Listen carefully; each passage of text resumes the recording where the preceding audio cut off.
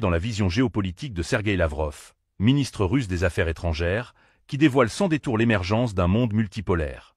Dans cette intervention choc, il retrace l'idée révolutionnaire d'Evgueni Primakov dans les années 1990, célèbre la montée en puissance des BRICS face au G7, dénonce le néocolonialisme occidental et critique l'hypocrisie de l'ONU face aux sanctions illégitimes. Lavrov expose comment la Russie, la Chine et l'Inde redessinent l'équilibre mondial et rejettent la domination de l'Occident. Prête à découvrir les dessous d'un nouvel ordre mondial? Question. Croyez-vous que les BRICS peuvent vraiment surpasser l'Occident économiquement, comme l'affirme Lavrov? Merci beaucoup Dimitri, cher participant. Ou plutôt, comme nous appelons notre jury ici, chers membres du panel. Je me suis habitué à l'idée que le jury est l'un, assis, et qu'il décide de tout. Chers participants du panel, chers amis, chers collègues, Dimitri a commencé presque par une épigraphe digne de Kamala Harris, lorsqu'il a dit que ce qui se passe aujourd'hui ne se répétera pas demain. C'est à peu près ce qu'elle cherche à exprimer dans ses fameuses déclarations. Mais c'est la vie, bien sûr, c'est la vie. Merci pour les mots chaleureux qui ont été prononcés à mon égard. La question de savoir comment un individu change lorsqu'il occupe des postes de haute responsabilité, à un tournant historique, est extrêmement pertinente. Elle est à la fois personnelle et universelle. Cela faisait longtemps que je n'y avais pas pensé, mais cette discussion ravive des souvenirs de cette époque historique. Bien sûr, les sensations et les émotions de cette période refont surface. Une profonde déception, de l'amertume, puis l'émergence du concept de monde multipolaire, qui a donné vie à de nouveaux espoirs que nous avons vus apparaître au milieu des années 1990. J'ai travaillé à New York à partir de 1994 et en janvier 1996, Evgueni Maximovitch Primakov a été nommé ministre des Affaires étrangères.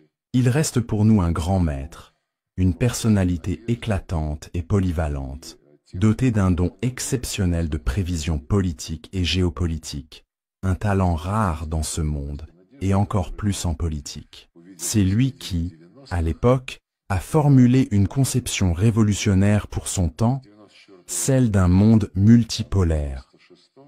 Cette idée était une réponse aux affirmations de certains politologues bien connus, selon lesquels l'histoire avait atteint sa fin et que, désormais, l'ordre libéral occidental allait, sans entrave, envelopper le monde entier, s'infiltrer dans les esprits, les âmes, les cœurs et toute la vie quotidienne des gens. Primakov n'a pas seulement proposé cette conception, il l'a activement promue. Le premier pas concret dans cette direction fut la déclaration sur un monde multipolaire et la formation d'un nouvel ordre international, signé par les dirigeants de la Russie et de la Chine à Moscou en 1997. À ce moment-là, Evgueni Maximovitch était déjà Premier ministre, mais il continuait d'influencer activement la politique étrangère du gouvernement de Boris Eltsine. C'est précisément en 1997 que les fondations juridiques de la multipolarité ont été posées, lui permettant de trouver une place permanente dans le dialogue international.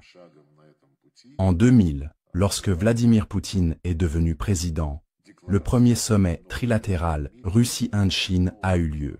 Depuis lors, ce trio, connu sous le nom de RIC, s'est établi comme un format très utile pour tous ses participants. On en a peut-être moins parlé que du SCO, Organisation de coopération de Shanghai, du BRICS ou d'autres structures, mais le RIC, sans faire de bruit, sans se cacher non plus, a promu la coopération dans ce cadre avec assurance. Environ 20 réunions des ministres des Affaires étrangères ont eu lieu, ainsi que des dizaines de rencontres à d'autres niveaux ministériels, incluant les ministres de l'économie, des transports, de l'énergie et des affaires humanitaires. La multipolarité a depuis gagné en momentum. Nous pouvons l'affirmer avec certitude. L'analyse sur laquelle repose cette conception, élaborée par Evgueni Primakov, confirme pleinement sa pertinence. De nouveaux centres de pouvoir, de croissance économique et de puissance financière, accompagnés d'une influence politique croissante, ont émergé en Eurasie, dans la région Asie-Pacifique, au Moyen-Orient, en Afrique et en Amérique latine. En somme, partout. Cette tendance reflète l'aspiration des pays de chaque région à prendre en main la responsabilité de leur propre développement et de celui de leur partie du monde. Je considère cela comme une tendance très saine, d'autant plus qu'elle s'est accélérée dans le contexte des changements apportés aux relations économiques et autres par l'élection de Donald Trump à la présidence des États-Unis. Le modèle de mondialisation, promu par tous ses prédécesseurs, s'est révélé inadapté à la philosophie des Trumpistes, jugés trop idéologisés. Ils ont donc cherché à purger leurs actions sur la scène internationale de toute influence idéologique. Ces idéologies pouvaient varier, mais leur essence restait la même.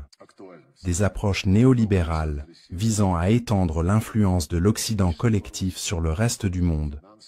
Une tentative de rejouer la fin de l'histoire et de continuer à vivre aux dépens des autres, non plus par des méthodes brutales d'exploitation coloniale, mais par celles du néocolonialisme moderne. Dans ce système, les pays du Sud global et de l'Est global jouent le rôle de fournisseurs de matières premières, avec quelques exceptions, bien sûr, mais en général. La majeure partie de la valeur ajoutée est produite en Occident, et les exemples de ce phénomène abondent. Ce second réveil de l'Afrique, où le colonialisme a été particulièrement cruel, est précisément lié à la lutte contre ces méthodes néocoloniales, toujours activement utilisées par l'Occident et de plus en plus rejetées par un nombre croissant de pays à travers le monde. En décembre dernier, le groupe des Amis en défense de la Charte des Nations Unies, une structure créée il y a quelques années à l'initiative du Venezuela, et comptant aujourd'hui plus de 20 pays, un nombre qui ne cesse de croître, a fait adopter une résolution consacrée à la nécessité de contrer les pratiques modernes du néocolonialisme. Lors de la prochaine session de l'Assemblée générale des Nations unies, la 80e, cet automne, ce sujet sera l'un des plus brûlants et suscitera des débats intenses. Bien sûr, il ne s'agit pas seulement de mouvements ou de documents discutés et adoptés lors de conférences. Les statistiques témoignent des progrès concrets réalisés par le processus de multipolarité. Par exemple, la Chine est aujourd'hui la première économie mondiale en termes de parité, de pouvoir d'achat. La Russie, soit dit en passant, occupe la 4e place. J'espère que nous ne descendrons pas plus bas, compte tenu des débats actuels sur les défis macroéconomiques que nous abordons et des méthodes utilisées pour y répondre. La Russie, comme cela a été annoncé l'année dernière, a dépassé le Japon et l'Allemagne en parité de pouvoir d'achat. Quant au BRICS dans son ensemble, il a surpassé le G7 selon ce même indicateur depuis plusieurs années, et l'écart entre eux continue de se creuser. Mais il ne s'agit pas seulement de chiffres bruts ou d'une croissance économique mécanique. Ces résultats sont obtenus grâce à des transformations structurelles majeures. La majorité des États du monde majoritaire, pardonnez la tautologie, maintiennent, pour la plupart, des relations normales et professionnelles avec l'Occident, même si elles sont parfois tendues. Nous aussi, nous étions prêts à maintenir de telles relations. Ce n'est pas nous qui avons choisi de les rompre ou de les piétiner. Cependant, la plupart des pays du Sud global réduisent leur dépendance vis-à-vis des pays occidentaux et de leur monnaie. Ils développent des mécanismes indépendants de l'Occident pour faciliter les opérations commerciales internationales, établissent de nouvelles chaînes logistiques et de transport et créent une nouvelle architecture pour les interactions dans les domaines de la culture, de l'éducation et du sport. Ce dernier point est particulièrement intéressant. Cette tendance se développe en parallèle avec les initiatives des États-Unis, qui cherchent également à créer de nouvelles formes d'organisation pour des compétitions sportives mondiales multilatérales. Nous verrons encore beaucoup de choses, y compris dans le domaine culturel. L'Eurovision, avec tous ses ornements et vignettes exotiques, donne envie de revenir à des chansons normales, parlant d'intérêts humains authentiques. Le processus est en marche. La multipolarité est aujourd'hui une réalité géopolitique, et même l'Occident le reconnaît. Je rappelle que des représentants de l'administration Biden l'ont admis. Marco Rubio, collègue, actuel secrétaire d'État, a déclaré en janvier 2025 que le mondial unipolaire était un produit anormal de la fin de la guerre froide. Une époque où l'on croyait que l'histoire était terminée et que tout serait désormais décidé par l'Occident. Antonio Guterres, malgré ses déclarations parfois controversées et peu réfléchies sur d'autres sujets, reconnaît clairement que la multipolarité est une tendance durable et irréversible. De nombreux représentants de pays européens ont également reconnu à plusieurs reprises le changement d'équilibre des forces sur la scène mondiale, au détriment de l'Occident. Cependant, lorsque les représentants occidentaux parlent de cela, ils ne voient pas dans la multipolarité un bienfait ou la réalisation des principes d'égalité, de fraternité et de liberté. Ils y voient une menace, un défi à leurs intérêts et à leur domination, qui leur a permis, pendant des siècles, d'assurer leur prospérité. Nous ne participons plus à la conférence de Munich sur la sécurité, qui a lieu chaque année, en janvier ou février. Elle est devenue une plateforme purement apologétique de la philosophie et de la pensée occidentale. Mais la dernière réunion de cette conférence, en février, était précisément consacrée à la multipolarité, ou multipolarisation, comme ils l'ont appelé. Le rapport publié à cette occasion montre qu'ils craignent la multipolarité, qu'ils veulent l'arrêter, voire la briser complètement pour empêcher ces tendances de se renforcer.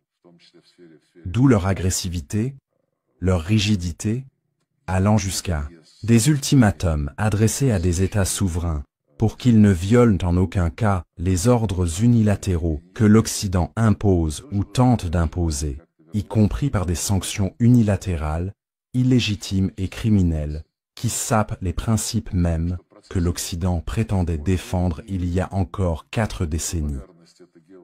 Ce rapport de la conférence de Munich décrivait la multipolarité comme un défi, presque synonyme de chaos et de confrontation entre grandes puissances, condamnées à une rivalité permanente, créant ainsi des menaces pour la sécurité internationale. Leur logique, leur philosophie est que seul un leadership unipolaire peut garantir la stabilité et des perspectives de développement sûres pour l'humanité. Un leadership bien sûr, sous leur contrôle. Toute diversité, toute multipolarité est perçue comme une menace avant tout, pour ceux qui voulaient en garantir la fin de l'histoire et préserver un monde unipolaire. Cela ne fonctionnera pas. Ce raisonnement est douteux, car le travail effectué aujourd'hui sur la scène internationale prouve le contraire. Lorsque les pays, y compris les grandes puissances, respectent les intérêts les uns des autres, ils parviennent à s'entendre. Nous avons, bien sûr, de nombreuses questions qui suscitent des débats et nécessitent des concessions mutuelles avec nos grands voisins, comme la Chine, l'Inde, ou encore les pays de la CEI et de l'Union économique eurasiatique. Plus la coopération est étroite, plus les questions émergent, chacun voulant défendre un peu plus ses propres intérêts. Mais en fin de compte, si l'on agit avec respect, sans recourir à des menaces ou à des ultimatums, et encore moins les mettre en pratique, il est toujours possible de trouver un équilibre honnête des intérêts. Cela se produit dans nos relations avec la Chine, l'Inde, nos voisins, les pays du BRICS, de l'Organisation de coopération de Shanghai, ainsi qu'avec nos partenaires dans le monde arabe, le monde islamique en général, en Afrique et en Amérique latine.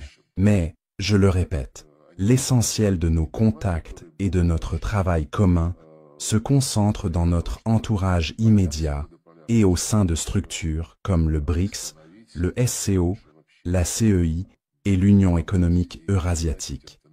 Pour que le monde se développe. Ainsi, il faut respecter certains principes universellement reconnus. J'ai entendu beaucoup de collègues, au cours de différentes discussions, prédire qu'il faudra démanteler le système de Yalta-Potsdam et créer quelque chose de nouveau. Je mettrai en garde contre de telles approches radicales. La pratique d'application des lois, telle que l'Occident la met en œuvre, est certainement inadéquate.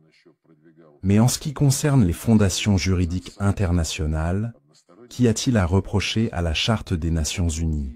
Elle stipule que toute l'activité de l'ONU repose sur le principe de l'égalité souveraine des États, qu'il est interdit de s'ingérer dans les affaires des autres, et que les guerres ou les menaces de guerre doivent être éliminées.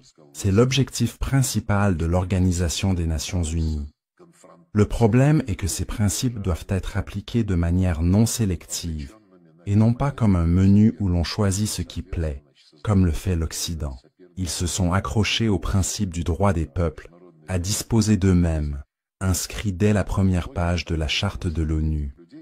À travers ce principe, dans une situation où il n'y avait ni guerre ni risque de confrontation militaire, ils ont arraché le Kosovo à la Serbie en disant « C'est une évidence, c'est l'autodétermination des peuples ». Pourtant, aucun référendum n'a eu lieu là-bas. Personne ne s'est autodéterminé, sauf un parlement fantoche, dirigé, comme le gouvernement de cette province serbe, par des criminels de l'armée de libération du Kosovo. Cela s'est passé en 2008. Mais lorsque, en 2014, une révolte politique a éclaté contre les putschistes qui ont pris le pouvoir à Kiev par un coup d'État sanglant, piétinant un accord signé la veille sous la garantie de l'Union européenne pour organiser des élections anticipées et qu'ils se sont proclamés gouvernement des vainqueurs. Les habitants de Crimée et du Donbass se sont soulevés pour qu'on les laisse en paix. Les putschistes les ont qualifiés de terroristes, ont lancé contre eux l'armée régulière, y compris des avions de combat qui ont bombardé Lugansk, Tant. D'autres choses se sont produites là-bas, y compris des crimes, comme l'incendie de la maison des syndicats à Odessa le 2 mai 2014, où une cinquantaine de personnes ont été brûlées vives. Un crime qui, à la honte de tout l'Occident, n'a jamais été enquêté. Lorsque le Conseil de l'Europe a timidement proposé ses services pour aider à l'enquête, on le lui a permis, mais il a ensuite reçu, semble-t-il, des explications non publiques sur sa place et son rôle. Quel scandale! Je mentionnerai également l'affaire de Boutcha.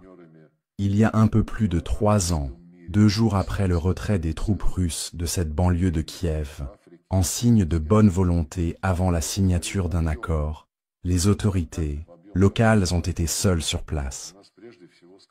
Puis, soudain, des correspondants de la BBC sont arrivés et ont, de manière miraculeuse, montré des corps soigneusement disposés, non pas dans des sous-sols, mais au milieu de la rue principale de ce village. Cela a déclenché une vague d'indignation.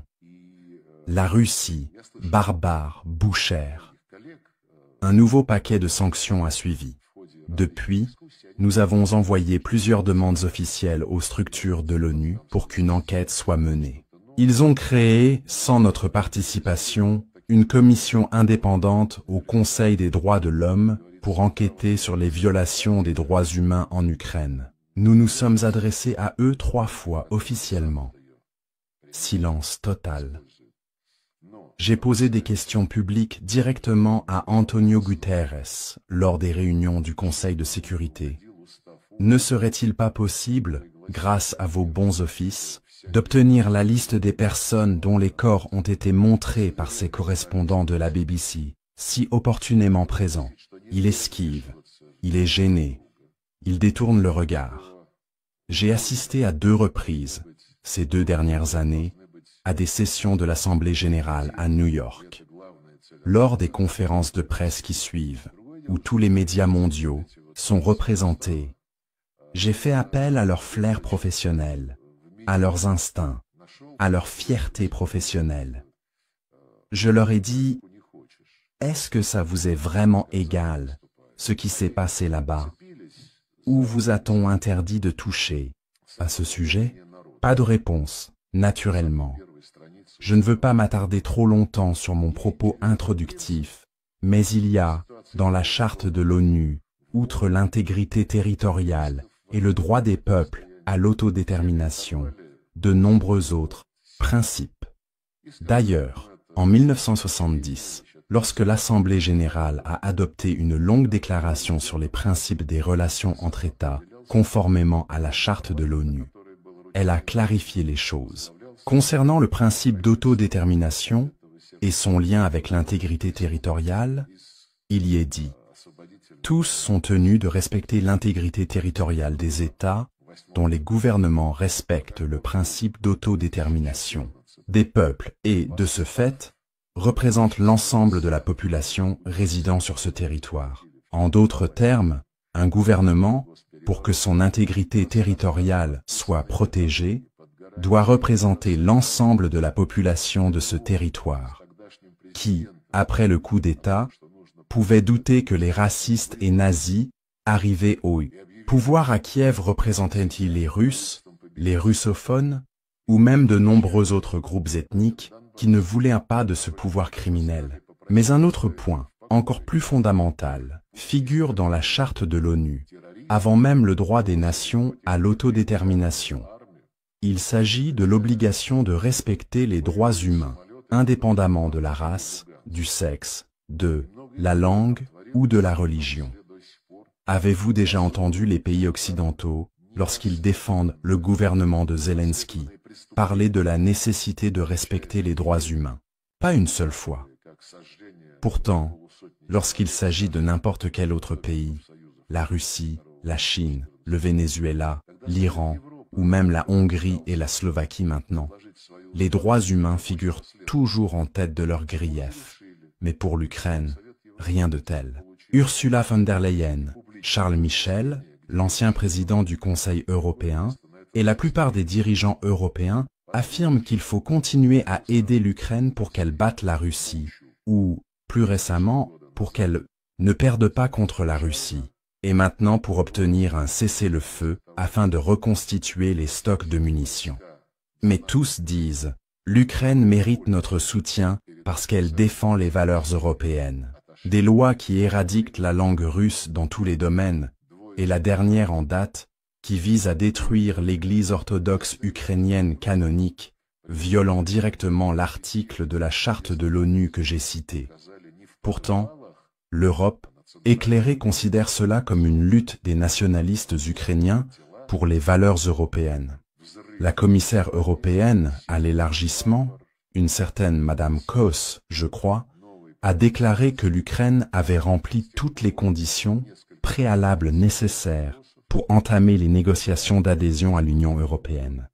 C'est une citation. C'est pourquoi il y a une volonté évidente de mettre fin à la multipolarité et à toute forme de pensée divergente, comme on l'a vu avec la Roumanie, ou comme on tente de le faire avec la Hongrie, la Slovaquie, et tous ceux qui se préoccupent des intérêts nationaux. Cela n'a pas sa place dans l'Union européenne.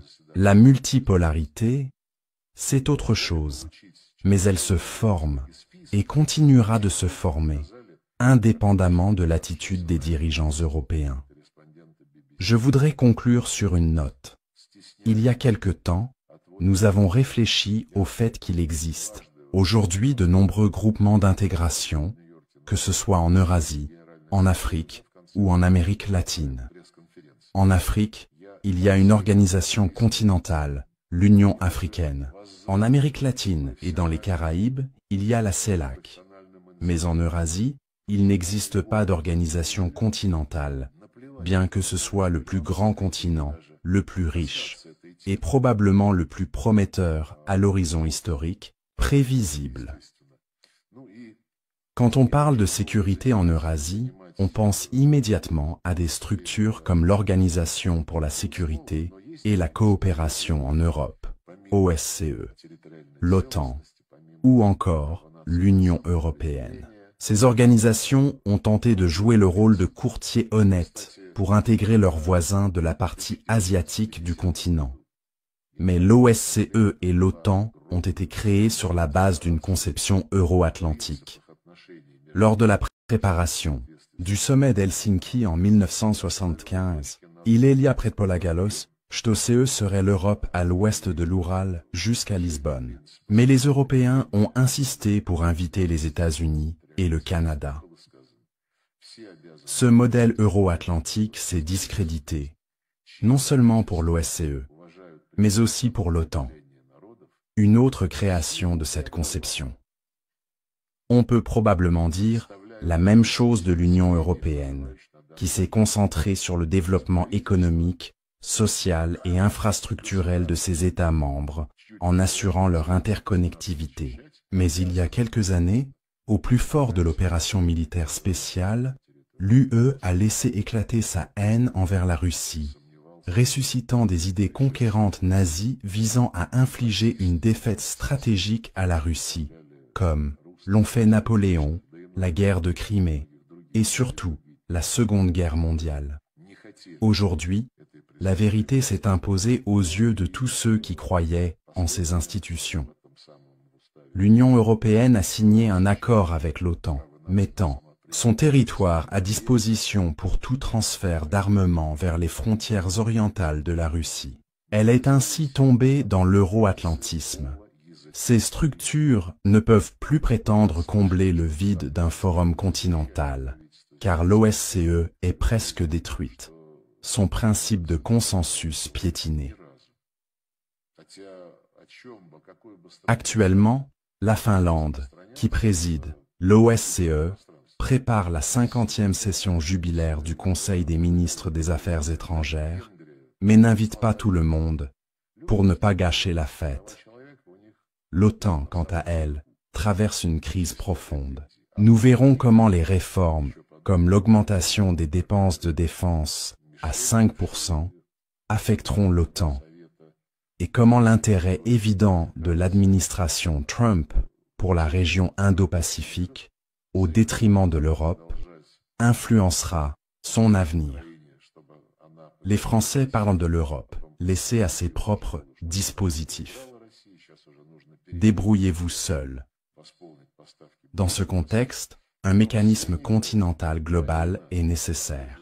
Nous avions des relations avec l'Union européenne, des dizaines de mécanismes, le Conseil Russie-OTAN, des programmes de lutte contre le terrorisme, de coopération en Afghanistan, et bien plus. Lors du premier sommet Russie-ASEAN, le président Poutine a proposé de partir de la réalité existante. Il existe l'Union économique eurasiatique, qui a des relations avec l'Organisation de coopération de Shanghai, l'ASEAN, et des projets dans le cadre de l'initiative chinoise « Une ceinture, une route ». Si l'on réunit tous ceux qui planifient le travail dans ces directions et harmonisent leurs plans pour le bien commun, cela pourrait former ce que le président appelle le Grand Partenariat Eurasiatique. Cela inclut également le Conseil de coopération des États arabes du Golfe, avec qui nous avons des relations étroites, le Conseil de développement de l'Asie du Sud, la Communauté des 5 pays d'Asie centrale et bien d'autres structures. Ce grand partenariat eurasiatique doit être développé sur la base de l'ouverture à tous les pays du continent, sans exception. Un continent qui offre d'énormes avantages compétitifs dont l'Occident cherche aujourd'hui à se priver. Merz, par exemple, a déclaré que les gazoducs Nord Stream tombent sous le coup des sanctions et que leur restauration est interdite. Et pourtant, il se plaint que les Allemands souffrent des guerres tarifaires. Bravo! Mais ce grand partenariat eurasiatique, s'il se construit naturellement, pourrait devenir une base matérielle pour une architecture de sécurité eurasiatique. Nous travaillons actuellement sur ce sujet, principalement avec nos amis biélorusses, qui organiseront cette année leur 3e conférence sur la sécurité eurasiatique. Aujourd'hui ou demain, le ministre des Affaires étrangères de Biélorussie Mon collègue sera en visite à Moscou. Avec lui, nous avons diffusé, à titre d'initiative pour discussion, un projet de charte eurasiatique de la multipolarité et de la diversité. Ce processus suscite de l'intérêt. Les conférences de Minsk ont vu la participation de représentants de pays de l'OTAN et de l'Union européenne, comme la Hongrie, la Slovaquie ainsi que la Serbie. Ce processus est ouvert à tous les pays du continent. Enfin, la semaine dernière, notre parti au pouvoir, Russie Unie, en collaboration avec des représentants d'autres partis de la Douma, a organisé à Perm des auditions sociopolitiques sur ce même thème. Des leaders de partis de plusieurs pays asiatiques, dont le Japon, la Corée du Sud, la Thaïlande et la République populaire de Chine, y ont participé, représentant des partis membres de l'Alliance internationale des partis politiques asiatiques. Applaudissements. Question sur l'administration américaine. Permettez-moi de passer à votre question concernant l'administration américaine, qui sera bientôt au pouvoir. Cela fait presque 5 mois qu'ils sont en place. Pendant ce temps, de nombreuses déclarations ont été faites, des nominations ont eu lieu, certaines suivies de révisions ou de démissions. Comment voyez-vous les relations de la Russie avec la nouvelle administration Trump? Où en sommes-nous? Et où cela nous mène-t-il? Je pense que nous sommes dans une position plus saine et plus normale qu'avec l'administration Biden. Après un sommet prometteur entre Poutine et Biden en juin 2021 à Genève, l'administration Biden a malheureusement fait volte-face, pas à 360 degrés comme Anna-Lena Baerbock l'a conseillé, mais à 180 degrés, et a coupé tous les canaux de communication. Ce fut une bonne rencontre à Genève. Je ne révèle aucun secret en disant qu'au début, dans un format restreint, Joe Biden, sans consulter de notes, a déclaré que les États-Unis et la Russie sont deux grandes puissances, chacune avec son histoire. Il a dit qu'il fallait respecter l'histoire de l'autre et de tout autre pays. Il a expliqué que les États-Unis se sont formés comme un creuset où les migrants s'intégraient, émergeant avec, comme il l'a dit, les droits humains inscrits sur le front, tous devenant américains. Votre empire, a-t-il poursuivi, s'est développé différemment, en annexant des territoires où vivaient depuis des siècles des peuples sédentaires. Vous ne les avez pas plongés dans un creuset. Vous avez respecté leurs traditions, leur histoire, leur culture et leur religion. Il a noté que l'Empire russe accordait différents statuts à ses composantes pour préserver cette diversité. Biden a ajouté, en s'adressant au président Poutine, « Vous êtes une entité étatique et civilisationnelle différente à bien des égards. Nous ne voulons pas que quiconque compromette cette unité. Vous avez beaucoup fait depuis votre arrivée au pouvoir en 2000, et votre pays s'est renforcé. Nous pensons que c'est bénéfique, car, surtout avec l'arme nucléaire, nous sommes rassurés de savoir que vous la contrôlez. » Je paraphrase presque textuellement. Pourtant, récemment, le président brésilien Lula a rapporté que Biden, encore en poste à la Maison-Blanche, lui avait dit qu'il fallait détruire la Russie. Ce sont deux visages différents. À l'époque, sa principale préoccupation était que la Russie conserve sa capacité à contrôler sa puissance militaire. Plus tard, il s'agissait apparemment de détruire la Russie, si l'on en croit Lula. Ensuite, les relations se sont rompues. Bill Burns, directeur de la CIA, est venu essayer de nous dissuader de ce qu'il pensait être une décision irrévocable d'attaquer l'Ukraine. Nous avons répondu que notre préoccupation n'était pas d'attaquer qui que ce soit, mais de protéger nos intérêts légitimes de sécurité.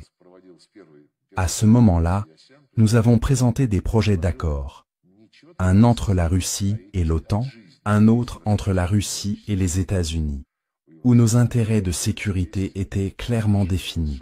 sans porter atteinte à la sécurité de nos voisins.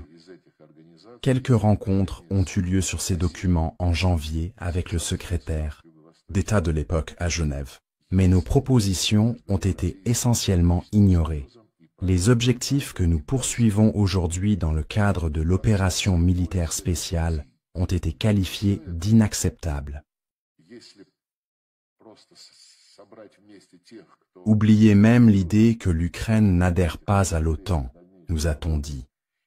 Le maximum que le secrétaire d'État Blinken a proposé était un accord sur le déploiement de missiles terrestres de moyenne et courte portée, une catégorie interdite par le traité INF, dont les États-Unis se sont retirés sans répondre à notre appel à établir des moratoires parallèles. Blinken a suggéré « Mettons-nous d'accord pour limiter le nombre de ces missiles déployés en Ukraine et près de la frontière ukrainienne de votre côté. » Une semaine plus tard, à Davos ou à Munich, Zelensky criait hystériquement que personne n'empêcherait l'Ukraine d'adhérer à l'OTAN, sous les applaudissements. Une semaine après, les violations flagrantes des accords de Minsk et les bombardements du Donbass ont augmenté de 10 à 15 fois. Un plan B était prêt. Non pas appliquer les accords de Minsk, mais prendre par la force les petites parties des républiques de Donetsk et Lugansk, non contrôlées par Kiev. Nous n'avions plus d'autre choix. Pour conclure sur ce point, je dirais que l'actuelle administration se caractérise par une approche que nous ne devons pas idéaliser. Lors de notre rencontre avec Marco Rubio à Riyad fin février, les Américains, qui avaient initié la discussion, ont commencé ainsi. Rubio a déclaré « La politique étrangère du président Trump repose fermement sur les intérêts nationaux, comme nous en avons parlé aujourd'hui. Nous reconnaissons que d'autres pays, surtout des grandes puissances comme la Russie, ont aussi des intérêts nationaux. Pour éviter les surprises et les malentendus, nous partons du principe que, dans la plupart des cas, les intérêts des grandes puissances ne coïncideront pas. Mais lorsque ces intérêts convergent, ce serait une erreur colossale de ne pas en tirer parti pour des projets mutuellement bénéfiques dans des domaines comme l'économie, l'énergie, les transports, l'espace ou l'Arctique. Et dans les cas où les intérêts divergent, les grandes puissances ont le devoir d'éviter que cela ne dégénère en confrontation, surtout armée. Je soutiens pleinement cette approche. Le président Poutine a toujours agi selon ce principe, en formulant sa politique étrangère. Nous sommes prêts à discuter honnêtement avec tout le monde, sans renier nos intérêts nationaux légitimes et sans l'exiger de nos partenaires. Un accord est toujours possible. L'équilibre des intérêts et les compromis, des mots souvent répétés par le président Poutine, sont au cœur de notre approche. Mais il ne faut pas se faire d'illusions. Nous ignorons comment la situation évoluera au sein de l'administration Trump. Les relations établies entre les présidents lors du premier mandat de Trump sont pragmatiques, sans préambule inutile. Ils abordent directement l'essentiel lors de leurs contacts réguliers, souvent par téléphone. C'est ainsi qu'il faut travailler, en exposant clairement sa position pour éviter illusions et espoirs déçus. Sergueï Lavrov ouvre cette conférence avec une énergie captivante, posant les jalons d'un monde multipolaire qui défie l'arrogance occidentale. Dès les premières minutes, il nous transporte dans les années 1990, où, à New York, il assiste à l'émergence d'une idée révolutionnaire portée par Evgueni Primakov, ce géant de la géopolitique russe. Primakov, avec une clairvoyance rare, rejette l'illusion de la « fin de l'histoire » prônée par l'Occident et dessine les contours d'un monde où plusieurs puissances coexistent, loin de la domination unipolaire. Lavrov, avec une pointe d'ironie savoureuse, moque les prétentions libérales occidentales, ses promesses d'un ordre mondial qui n'a fait qu'exploiter les nations du Sud global sous un néocolonialisme déguisé. Il célèbre la résistance africaine et latino-américaine, ces peuples qui se lèvent contre l'hégémonie de l'Occident, et met en lumière la Russie comme fer de lance de cette lutte. Les alliances comme le trio Russie-Inde-Chine, RIC, ou les BRIC, forgées dès 1997 avec la déclaration russo-chinoise, incarnent cette vision d'un monde équilibré, où le respect mutuel prime sur les ultimatums. Lavrov n'oublie pas de saluer l'impact de Donald Trump, dont l'élection a brisé le dogme de la mondialisation néolibérale, ouvrant la voie à une remise en question des vieilles recettes occidentales. Avec un mélange d'anecdotes personnelles et d'analyses percutantes, il nous rappelle que la multipolarité n'est pas un rêve, mais une réalité en marche, portée par des nations déterminées à écrire leur propre destin. Son discours est un appel vibrant à rejoindre ce mouvement, une ode à la justice géopolitique face à un Occident en perte de vitesse.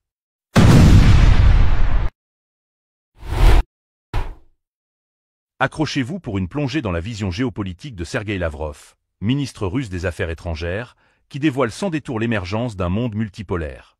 Dans cette intervention choc, il retrace l'idée révolutionnaire d'Evgueni Primakov dans les années 1990, célèbre la montée en puissance des BRICS face au G7, dénonce le néocolonialisme occidental et critique l'hypocrisie de l'ONU face aux sanctions illégitimes.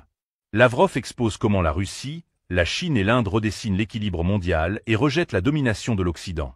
Prête à découvrir les dessous d'un nouvel ordre mondial? Question. Croyez-vous que les BRICS peuvent vraiment surpasser l'Occident économiquement? Merci beaucoup Dimitri, chers participants. Ou plutôt, comme nous appelons notre jury ici, chers membres du panel.